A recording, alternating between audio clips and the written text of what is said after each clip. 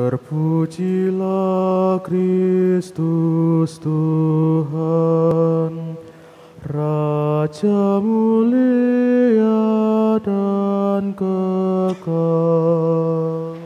Terpujilah Kristus Tuhan, Raja mulia dan kekal.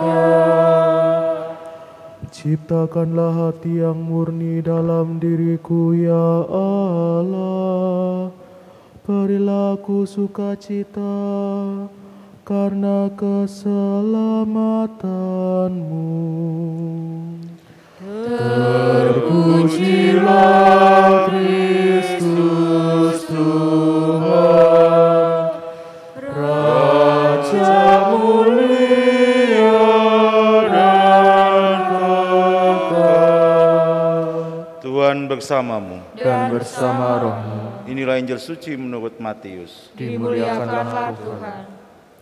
Dalam khotbah di bukit, Yesus berkata kepada murid-muridnya, "Mintalah maka kamu akan diberi, carilah maka kamu akan mendapat, ketoklah maka pintu akan dibukakan bagimu. Karena setiap orang yang meminta akan menerima, setiap orang yang mencari akan mendapat, dan setiap orang yang mengetok baginya pintu akan dibukakan. Adakah seorang daripadamu yang memberi batu kepada anaknya jika ia meminta roti, atau memberi ular jika ia meminta ikan? Jadi, jika kamu yang jahat tahu memberikan yang baik kepada anak-anakmu, apalagi Bapamu yang di surga, Ia akan memberikan yang baik kepada mereka yang meminta kepadanya. Segala sesuatu yang kamu kehendaki supaya orang perbuat kepadamu, perbuatlah demikian juga kepada mereka. Itulah isi hukum Taurat dan kitab para nabi." Demikianlah sabda Tuhan. Terpujilah Kristus.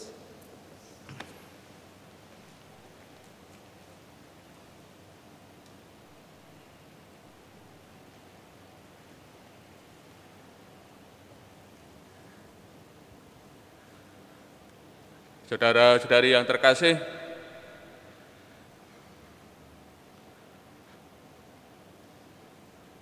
di dalam doa Allah harus kita dekati dengan kejujuran dan kepercayaan. Ini yang harus ada setiap kali kita berdoa dalam mendekati Allah, ya. Tentu sikap kejujuran dan kepercayaan dari kita ini harus senantiasa ada, ya, harus kita bangun. Sikap jujur di hadapan Allah, ya, bukan kepura-puraan atau manipulasi. Ini yang harus kita bangun setiap kali kita, ya, berelasi dengan Tuhan, ya, berdoa kepadanya. Dalam bacaan Injil yang kita dengar, ya, ditekankan soal pentingnya doa permohonan dan juga diandaikan keampuhan dari doa permohonan ini. Pentingnya doa permohonan nampak dari mintalah maka kamu akan diberi, carilah maka kamu akan mendapat, ketuklah maka pintu akan dibukakan bagimu.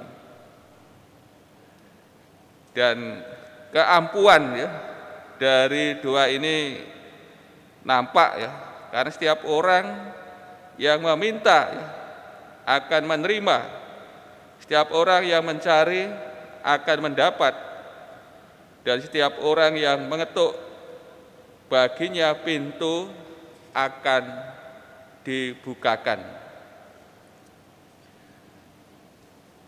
Kemudian dibicarakan soal cara bapa duniawi dalam menjaga anak-anaknya dan memberikan hal yang baik jika mereka minta.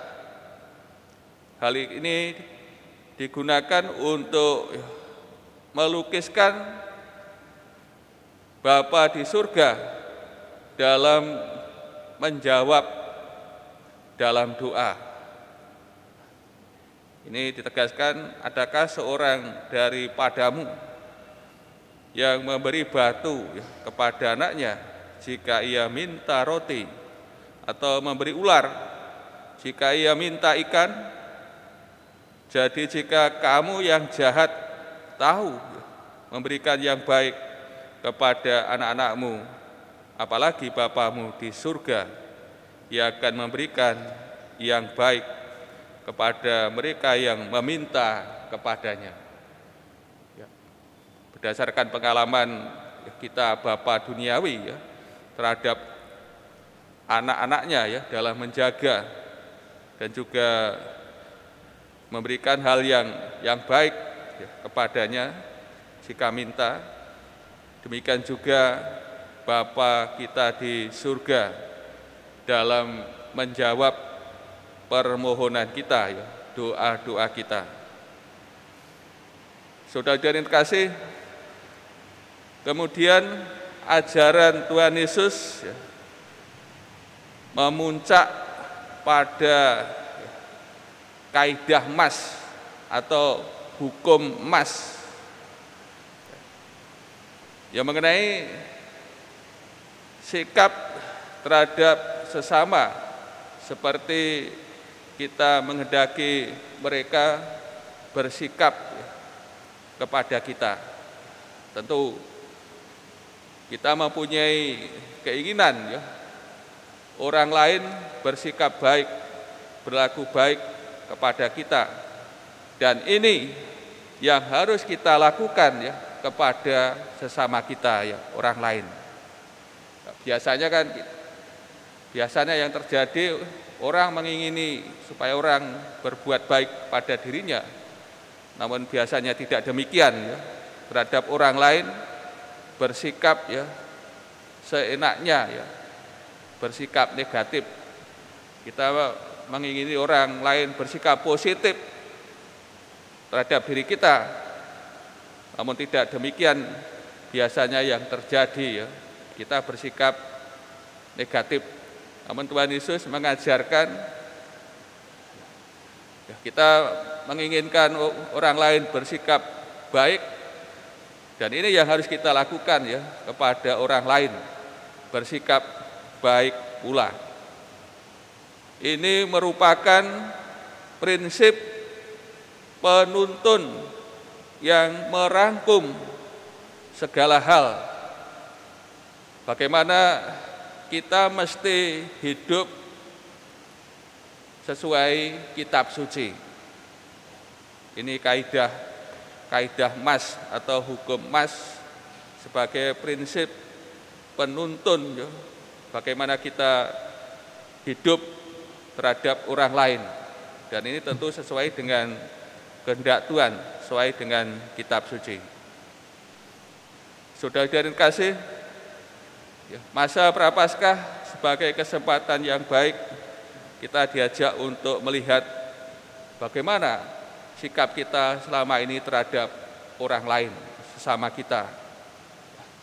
Apakah kita bersikap seenaknya, bersikap negatif, menindas, merugikan, membunuh mereka dengan tindakan-tindakan kita, kata-kata kita. Maka masa Prapaskah menjadi kesempatan kita untuk melihat bagaimana hidup kita, sikap kita terhadap sesama kita selama ini yang kita jalani. Dan kiranya dalam masa Prapaskah ini juga menjadi kesempatan kita senantiasa belajar untuk bersikap baik, bersikap benar, bersikap adil terhadap sesama kita, sebagaimana hal ini dikehendaki oleh Tuhan kita Yesus Kristus.